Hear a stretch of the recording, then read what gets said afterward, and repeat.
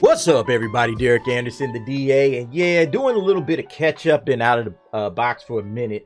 And saw this little article on Screen Rant talking about the MCU Blade. All right, this is very, very concerning for a lot of different reasons. They're saying here, of course, that it will be very different.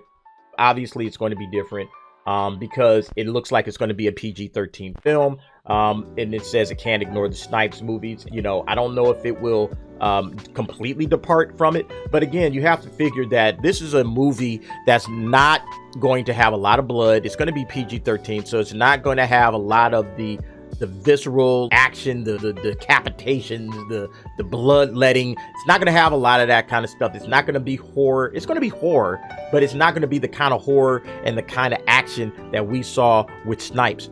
Portrayal of the character, and I think that that's going to be a huge problem, and I think that's going to be a big mistake for Marvel. But let's go ahead and get into this particular article. By the way, if you haven't done so already, we got subscribe buttons and like buttons down below. Go ahead and take care of that, folks. That helps me get this little video around the internet so more people can watch this, view this channel, and you're not alone, and then that'll bring some more folks in to the family. All right, let's go ahead and get into this. Again, this is from Screen Rants about a week ago.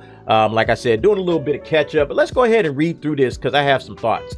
So it says here, Mahershala Ali will lead the forthcoming Blade reboot in the Marvel Cinematic Universe. While will be very different and from the original Wesley Snipes Blade films, it can't completely ignore them. The introductory film to the Blade movie trilogy, Blade made its big screen debut back in 1998, became the first Marvel-based movie to be a theatrical success. That was so huge back in the day. You know, a lot of people don't realize this, but you know, like right after Batman and Robin in 1997, you know, people were kind of like, yeah, comic books movies have kind of jumped the shark. This stuff is goofy and silly. I don't think we're going to be, you know, paying too much attention to it. And then along comes Blade the next year, Marvel of all places, because Marvel really hadn't done much at that moment in time in the genre of comic book films. Maybe hard for a lot of people to believe, but back in 97, like I said, in the 90s, it was all about DC. You know, DC had pretty much, it was just Batman really, but DC had really established these comic book properties to make a lot of money for the studios. And so, you know, yeah, but then Marvel really didn't have a studio. They didn't really have any backing. So there was like, well, what do we have here?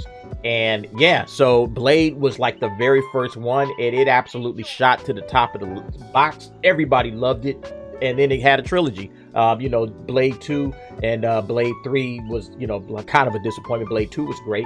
But yeah, you think that, you know, Marvel would say, yeah, you know what, let's go back to that well and let's really dig deep into that. Eventually, Marvel announced that they would reboot Blade into the MCU at the 2019 San Diego Comic-Con. The reboot will see Mahershala Ali assume the role from Wesley Snipes.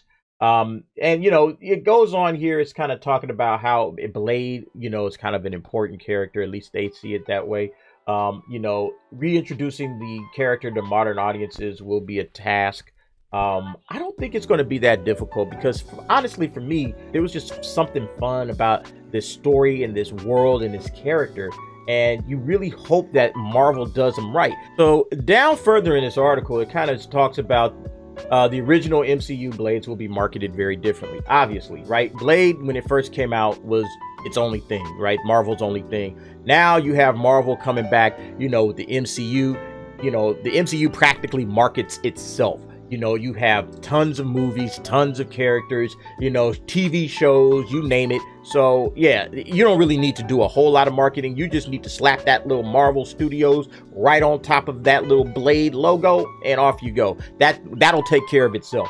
And then of course you can do things with post-credit scenes. We already saw that in the Eternals, is that you can start linking up Blade with post-credit scenes and various characters. You can start doing all of that kind of stuff. So that's another different type of marketing that Marvel does with its characters. So yeah, again, you have different ways of marketing the character versus Wesley Snipes. He was doing all of the heavy lifting that these guys are going to be, you know, benefiting from, because now people know the character Blade. And not only that, the MCU is super popular. So I think Blade is going to be, at least at the very initial set, a hit. I think it's going to do very, very well. Will it, be a billion-dollar film or something? That remains to be seen. Marvel and MCU also has done the groundwork and has done the heavy lifting to, pretty much bring on any character, Shang-Chi's and all kinds of guys, bring those guys on and have those guys be accepted. So I think that that's going to be a positive thing for Blade. Now, here's the ultimate question. And this is the real big one, of course. It says here, Blade was an early example of an R-rated comic book movie becoming a major box office hit. All right. And it says here that Deadpool and Logan kind of came along later and really cemented that. Joker as well. I feel like the Joker film also cemented that. Yeah, you can do an R-rated film and you can make a ton of money. Don't worry about it. Like Joker did $1 billion, right? So you can make these types of films, with a lot of violence, that's only for a mature audience, R-rated, and that stuff will be an absolute hit, but will Marvel go in that direction? My argument has been that, yes, they should absolutely go in that direction. It says here, the real patient zero of the MCU going for an R will be Deadpool 3, which will reportedly retain the R rating of its two predecessors. I don't understand why you wouldn't just go ahead and stamp that with Blade as well, okay? Like, if you say, well, we got these two properties, Deadpool and Blade, and we're going to go ahead and make Deadpool rated R. Well, why not just go ahead and make Blade rated R? Okay, we're just going to make Blade rated R. I know it's not necessarily a continuation of that series the same way that Deadpool is, but at the same time, you've already established that this is an R-rated property. And the thing about it is we've seen already just this year, what happens when you do vampire related PG-13 stuff. What did we see that with? Morbius. We saw how Morbius did. We saw how it flopped horribly in the box office. It got negative reviews. People didn't like it. And I think one of the strongest reasons why is because they decided to go light. Sony decided, we're going to make this a PG-13. And it's like, wait, we got vampires biting and killing people. There should be blood splattered all over the screen, and we're not getting that? Nah, this doesn't even feel like a legit vampire movie. I think you got to go ahead and do it, Marvel. I think you got to go ahead and say, hey, Blade's going to be rated R. It is what it is.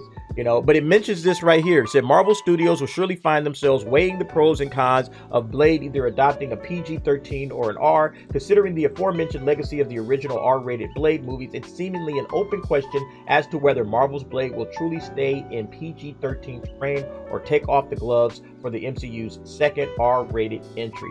If they're smart, and, judging by what we've been seeing, here so far in phase 4, that's a question you got to start asking, because a lot of the stuff that they've been doing in phase 4, from the films to the television shows, have been highly questionable. I don't know if Marvel has learned the lessons that they should be learning. I mean, I think because the ratings are somewhat pretty decent, and, the movies are getting, some kind of, crowd approval, that they think, okay, we're doing everything right. And I guarantee you, somebody behind the scenes over there at Disney is saying, I don't know if we're on the right track with this stuff, because none of this stuff seems to be resonating the way that the original 3 phases did. This phase 4 seems to be falling on its face a little bit, and I think we got to make some changes before we get to Fantastic Four, before we get to X-Men. Let's kind of shift gears and change courses and get this thing on track where we need it to be. And I think if they get this Blade right, I think that can kind of, spearhead them. They need confidence that they can come out and do an R-rated film in the MCU, and nobody's going to freak out and flip their lid. I think people will be like, yeah, it is supposed to be R-rated, just the same way as Daredevil. I was just talking about that. Daredevil's the same way. You got to go ahead and make that TV MA, and you got to do it. It's just the way it's got to be, and if you don't understand that, Marvel, you guys don't understand your fans. But in any case, folks, that'll do it. I want to thank you for watching. If you haven't done so already, likes and subscribes really helps me out, helps out the channel, and I really appreciate all the support. Lots of new supporters. You guys mean the most to me, and I really appreciate it. All right, folks, thanks for watching. See you next time.